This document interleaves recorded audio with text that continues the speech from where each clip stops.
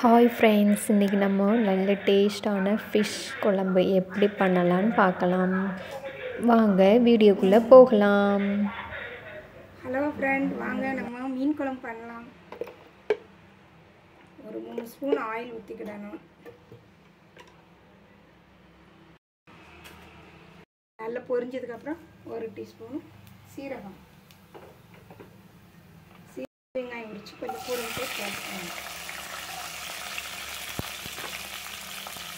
நல்ல வெங்காயம் நல்லா செவக்க வெந்துருச்சுல, வெந்ததுக்கப்புறம் கொஞ்சோண்டு தக்காளி போட்டு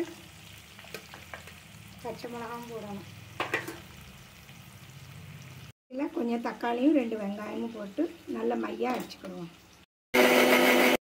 வதங்கி வந்துருச்சு, பச்சை மிளகாவும் சேர்ந்து நல்லா வெந்துருச்சா.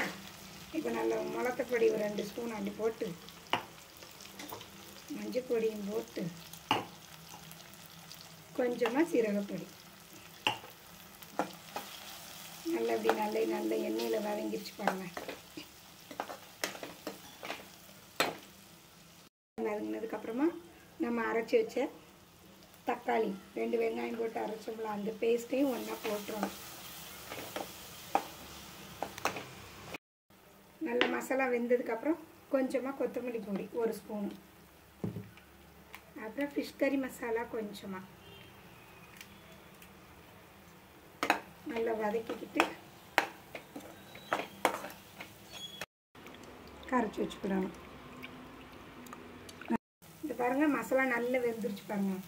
மசாலா பச்சை வாசனை போனதுக்கப்புறம் நமக்கு தேவையான அளவு புளி, கொஞ்சம் புளிப்பு கொஞ்சம் கூட தான் இருக்கணும். புளி குழம்புனா புளிப்பு கொஞ்சம் கூடுதலாக இருந்தால் தான் மீன் குழம்பு நல்லாயிருக்கும்.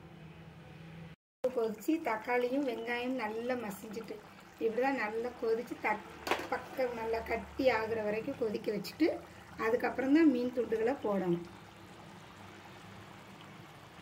எவ்வளோ நல்லா கொதித்து மீனுக்கு கட்டியாச்சோ அவ்வளோ நல்ல உப்பு பிடிக்கும், டேஸ்ட்டும் நல்லாயிருக்கும்.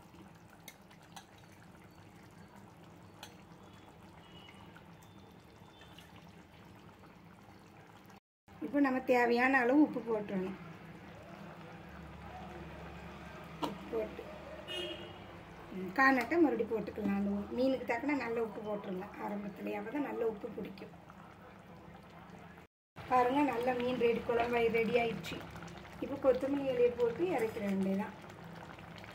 பாருங்கள், கொஞ்சமாக கொத்தமல்லி தழை போட்டு தேங்காய் அரைச்சி ஊற்றணும், தேங்காய் பால் எடுத்து ஊற்றணும்னு இல்லை. இப்படி நீங்கள் வச்சு பாருங்கள், குழம்பு உங்களுக்கு அருமையாக சுவையாக இருக்கும்.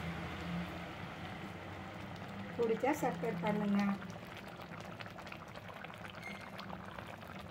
நீங்கள் சாப்பிட்டு பார்த்துட்டு எங்களுக்கு சொல்லுங்கள்.